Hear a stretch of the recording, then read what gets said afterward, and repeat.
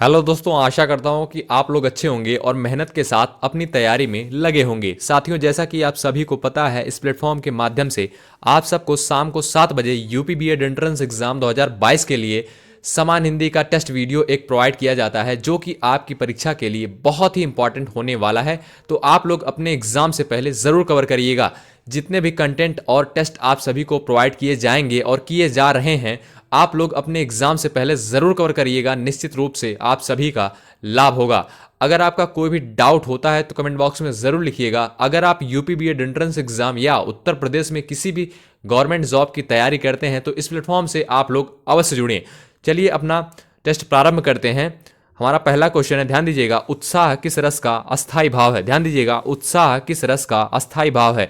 आपके 4 विकल्प दिए गए हैं और आपको बताना है उत्साह किस रस का अस्थाई भाव है। बताइएगा आप लोग फटाफट कमेंट करके इस क्वेश्चन का राइट आंसर क्या होगा। चलिए बताइए दोस्तों, आप लोग अंत में कमेंट करके जरूर बताइएगा कि आप लोगों ने इन 50 प्रश्नों में से कितने प्रश्नों को सही किया है। इस टेस्ट का मात्र उद्देश्य सिर्फ इतना सा है कि आप लोगों की हिंदी लैंग्वेज की तैयारी किस प्रकार से चल रही है, आप सभी का यह टेस्ट निर्धारित करेगा। चलिए बताइए, उत्साह किस रस का अस्थाई भाव है। ऑप्शन ए दिया है शांत रस, ऑप्शन बी दिया है रौद्र रस, ऑप्शन सी दिया है करुण रस, ऑप्शन डी दिया है वीर रस। चलिए बताइए। तो ध्यान दीजिएगा, उत्साह जो है वीर रस का स्थायी भाव है, यानी ऑप्शन डी आपका राइट आंसर होगा। ठीक, अगला क्वेश्चन क्या पूछा है, ध्यान दीजिएगा। अगला क्वेश्चन आपसे पूछा है, नाथ दैव कर कवन भरोसा, शोषी सिंधु करिय मन रोसा, कादर मन कहूँ एक अधारा, दैव दैव आलसी पुकारा। उपरोक्त पंक्तियों में किस छंद का प्रयोग हुआ है। चलिए बताइए आप लोग फटाफट कमेंट करके बताएं, इन पंक्तियों में कौन से छंद का प्रयोग हुआ है। आप लोग फटाफट कमेंट करके बताएं। आपके 4 विकल्प दिए गए हैं, दोहा छंद, ऑप्शन बी दिया है चौपाई, ऑप्शन सी दिया है छप्पय, ऑप्शन डी दिया है कवित्त। चलिए बताइए भाई, आप लोग बताएं फटाफट कमेंट करके इस क्वेश्चन का राइट आंसर क्या होगा। चलिए बताइए। तो ध्यान रखिएगा, चौपाई यानी ऑप्शन बी आपका राइट आंसर होगा। साथियों, ये वही सारे प्रश्न हैं जो आपके एग्जाम में पूछे जा चुके हैं और पूछे जाने की प्रबल संभावनाएं हैं। तो आप लोग इस टेस्ट को अपने एग्जाम से पहले जरूर कवर करिएगा। निश्चित रूप से आप सभी का लाभ होगा। ध्यान दीजिएगा, अगला क्वेश्चन आपसे पूछा है, निम्नलिखित में से कौन सी पश्चिमी हिंदी भाषा की बोली नहीं है। खड़ी बोली, ब्रजभाषा, अवधी, बुंदेली। चलिए बताइए, आप लोग कमेंट बॉक्स में लिखिएगा इस क्वेश्चन का राइट आंसर क्या होगा। आप लोग फटाफट कमेंट करके बताएं। चलिए भाई बताइए, फटाफट कमेंट करके बताएं इस क्वेश्चन का राइट आंसर क्या होगा। आपसे पूछा है, निम्नलिखित में से कौन सी पश्चिमी हिंदी भाषा की बोली नहीं है। तो ध्यान रखिएगा, अवधी यानी ऑप्शन सी आपका राइट आंसर होगा। अगला क्वेश्चन पूछा है, लक्ष्मी का पर्यायवाची शब्द आपसे पूछा है। लक्ष्मी का पर्यायवाची शब्द चलिए बताइए। कमला, सिंधुसुता, रमा, ये सभी। चलिए आप लोग कमेंट करके करिए भाई फटाफट। चलिए बताइए, लक्ष्मी का पर्यायवाची क्या होगा। चलिए, तो ध्यान रखिएगा, कमला यानी ऑप्शन ए आपका राइट आंसर होगा इस क्वेश्चन का। आप लोग अंत में कमेंट करके बताइएगा कि आप लोगों ने इन 50 प्रश्नों में से कितने प्रश्नों को सही किया है। चलिए भाई अगला क्वेश्चन देखते हैं, विवाह का कौन सा पर्यायवाची है। परिणय, रोहित, वल्ली, आयस। चलिए बताइए, विवाह का कौन सा पर्यायवाची है। चलिए बताइए, आप लोग फटाफट कमेंट करके बताएं इस क्वेश्चन का राइट आंसर क्या होगा। तो ध्यान दीजिएगा, परिणय यानी ऑप्शन ए आपका राइट आंसर होगा। ठीक, अगला क्वेश्चन क्या है, ध्यान दीजिएगा, त्योहार का तत्सम शब्द बताएं। त्योहार का तत्सम शब्द बताएं आप लोग। तिवाहर, त्योहार, तिथिवार, इनमें से कोई नहीं।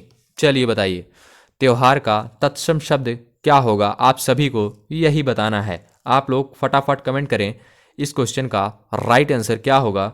फटाफट बताएं आप लोग। तो ध्यान रखिएगा, तिथिवार यानी ऑप्शन सी आपका राइट आंसर होगा, यानी त्योहार का तत्सम शब्द जो होगा तिथिवार होगा। ठीक, अगला क्वेश्चन पूछा है, पंडित का विलोम शब्द क्या होता है। चलिए बताइए, पंडित का विलोम शब्द क्या होता है। विद्वान, अपंडित, कुपंडित, मूर्ख। चलिए बताइए, पंडित का विलोम शब्द क्या होता है। ध्यान रखिएगा, मूर्ख भी होता है, अपंडित भी होता है, यानी ऑप्शन बी, ऑप्शन डी यहाँ पर जो दिया है, 4 ऑप्शन आपके दिए हैं, लेकिन यहाँ पर जो है आपका मूर्ख भी होता है, अपंडित भी होता है, पंडित का विलोम। ठीक, अब अगला क्वेश्चन क्या पूछा है, ध्यान दीजिएगा, चुलबुलापन में कौन सा प्रत्यय है? चलिए बताइए, बताएं भाई, आप लोग फटाफट कमेंट करके बताएं चुलबुलापन में कौन सा प्रत्यय है। चलिए बताइए। बहुत सारे साथी कमेंट करके नहीं बताते हैं कि कितने क्वेश्चंस को सही किए हैं। तो देखिएगा, इसमें हमारा कोई विशेष लाभ नहीं है, इसमें आप सभी का लाभ है। तो आप लोग जो है कमेंट जरूर करें, बताएं जरूर कि आप लोगों ने कितने प्रश्नों को सही किया है। ठीक है, क्वेश्चन वाइज आप लोग जवाब देते चलें। ठीक है, चलिए बताइए। इससे आपकी हिंदी लैंग्वेज की तैयारी बेहतर से बेहतर होती चली जाएगी और आप सभी को पता भी नहीं चलेगा चुलबुलापन में कौन सा प्रत्यय है। चलिए बताइए, बताएं आप लोग चुलबुलापन में कौन सा प्रत्यय है। तो ध्यान रखिएगा, पन यानी ऑप्शन बी आपका राइट आंसर होगा। अगला क्वेश्चन पूछा है, दुशासन की संधि विच्छेद क्या होगी? चलिए बताइए, दुशासन की संधि विच्छेद क्या होगी? चलिए बताइए, आप लोग फटाफट बताइए कमेंट करके। तो ध्यान रखिएगा, ऑप्शन ए आपका राइट होगा, दुह प्लस शासन, यानी जो है आपका ऑप्शन ए करेक्ट होगा। दुशासन का जो संधि विच्छेद होगा वह ऑप्शन ए होगा। अब बात करें इसमें संधि कौन सी है, तो विसर्ग संधि है, यानी आपका जो है दुशासन में विसर्ग संधि होगी और संधि विच्छेद ऑप्शन ए आपका होगा। ठीक, चलिए अगला क्वेश्चन देखते हैं, दाल रोटी में कौन सा समास है? चलिए बताइए, दाल रोटी में कौन सा समास है? बताएं आप लोग फटाफट कमेंट करके बताएं, दाल रोटी में कौन सा समास है। ध्यान रखिएगा, द्वंद्व समास, यानी ऑप्शन ए आपका राइट आंसर होगा। अगला क्वेश्चन पूछा है आपसे, किसी मत का सर्वप्रथम प्रवर्तन करने वाले को क्या कहा जाता है? आदि प्रवर्तक, श्रेष्ठ प्रवर्तक, मत प्रसारक, मत प्रचारक। चलिए बताइए भाई, चलिए बताएं आप लोग फटाफट कमेंट करके बताएं, किसी मत का सर्वप्रथम प्रवर्तन करने वाले को क्या कहा जाता है? आप लोग बताएं, कमेंट बॉक्स में लिखें। तो ध्यान रखिएगा, आदि प्रवर्तक यानी ऑप्शन ए आपका राइट आंसर होगा। ठीक, अगला क्वेश्चन है, मधुशाला के रचयिता कौन है? बहुत ही सिंपल क्वेश्चन है, आप लोग कमेंट बॉक्स में लिखें। यह क्वेश्चन आपके एग्जाम में कई बार पूछा गया है, मधुशाला के रचयिता कौन है? चलिए बताइए, नीरज, हरिवंश राय बच्चन, विष्णु प्रभाकर, शिव प्रसाद सिंह। बताएं आप लोग कमेंट बॉक्स में लिखें, इस प्रश्न का सही उत्तर क्या होगा।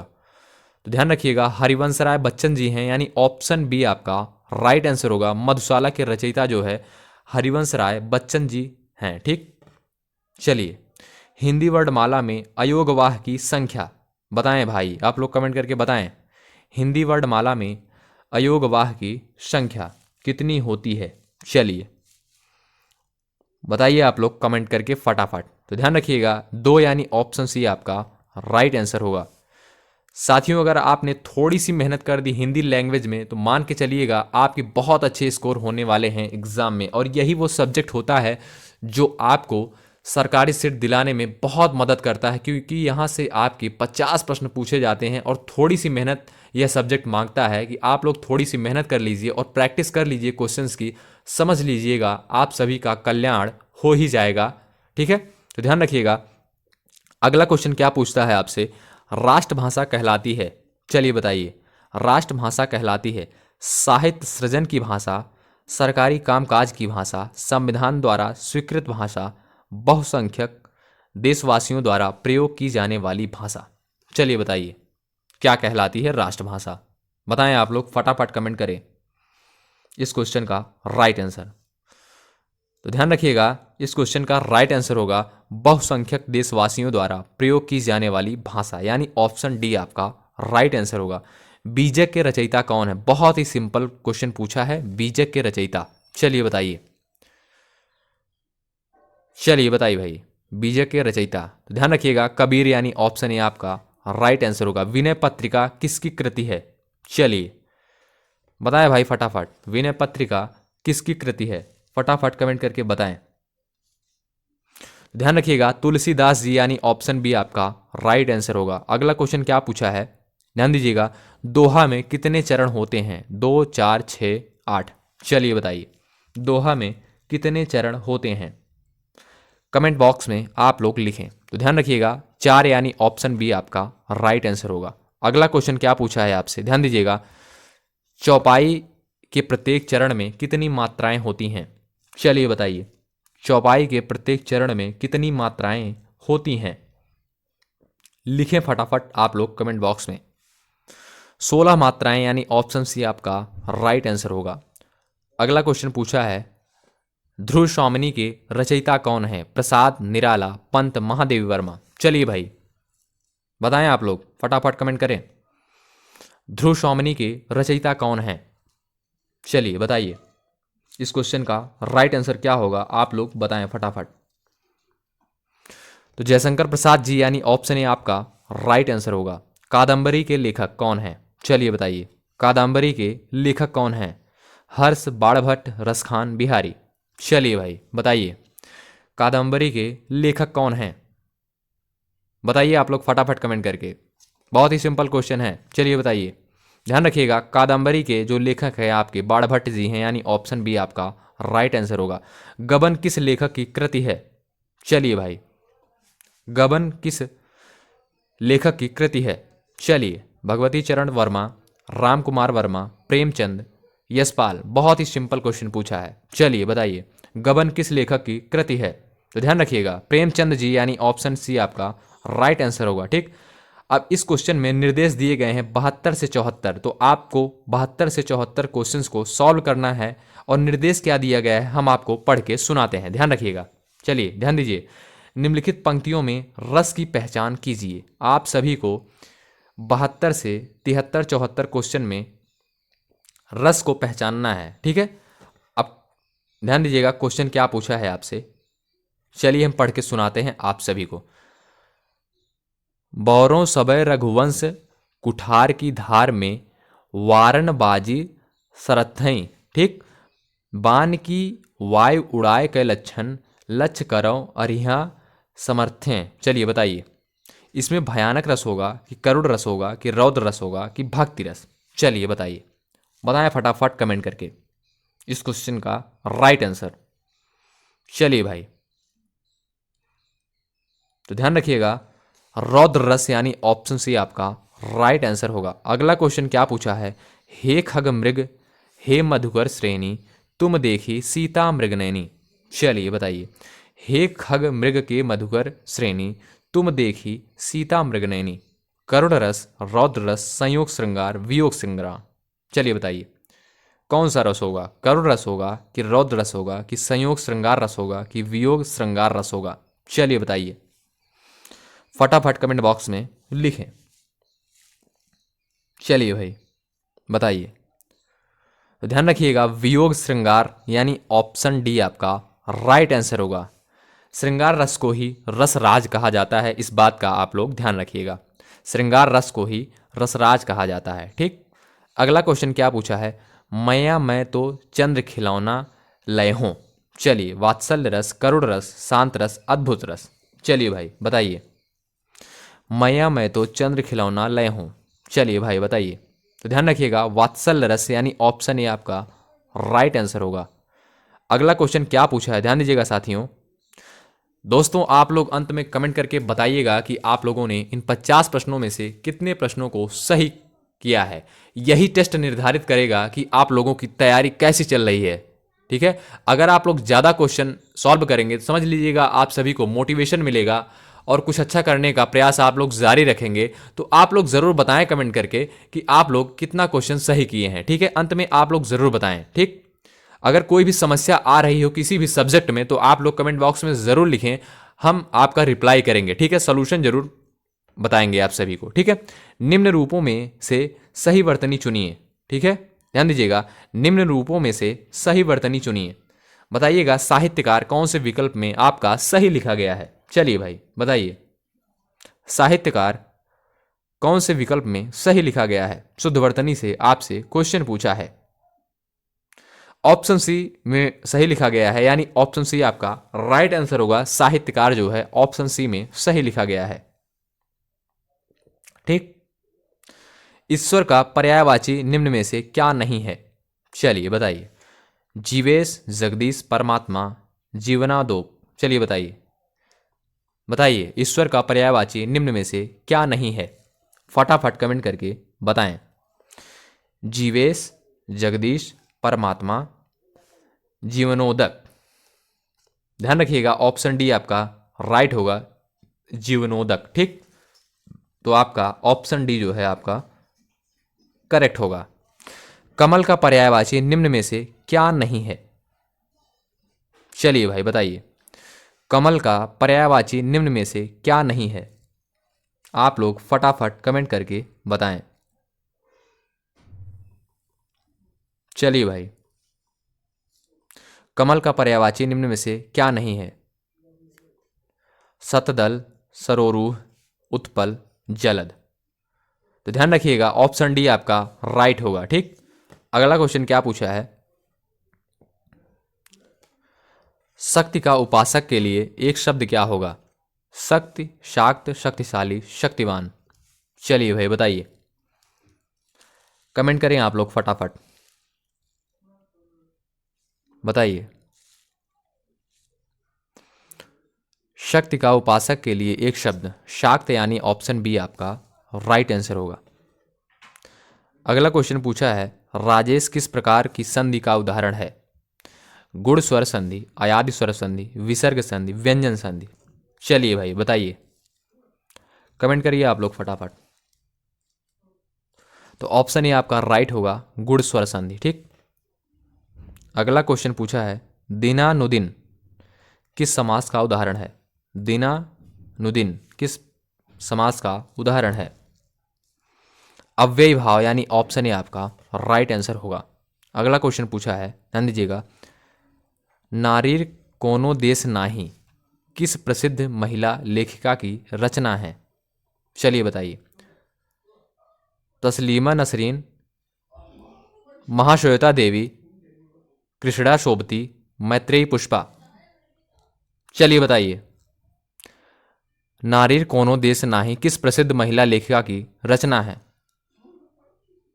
बताएं आप लोग कमेंट करके। तो ध्यान रखिएगा, ऑप्शन ए आपका राइट होगा, तस्लीमा नसरीन। अगला क्वेश्चन क्या पूछा है, भूपाल पालव, भूमिपति, बदनेश नंद, सुजान है, इस पद में किस छंद का प्रयोग हुआ है? हरिगीतिका, छप्पय, कवित्त, सवैया। चलिए बताइए, बताएं आप लोग फटाफट कमेंट करके, इस क्वेश्चन का राइट आंसर क्या होगा?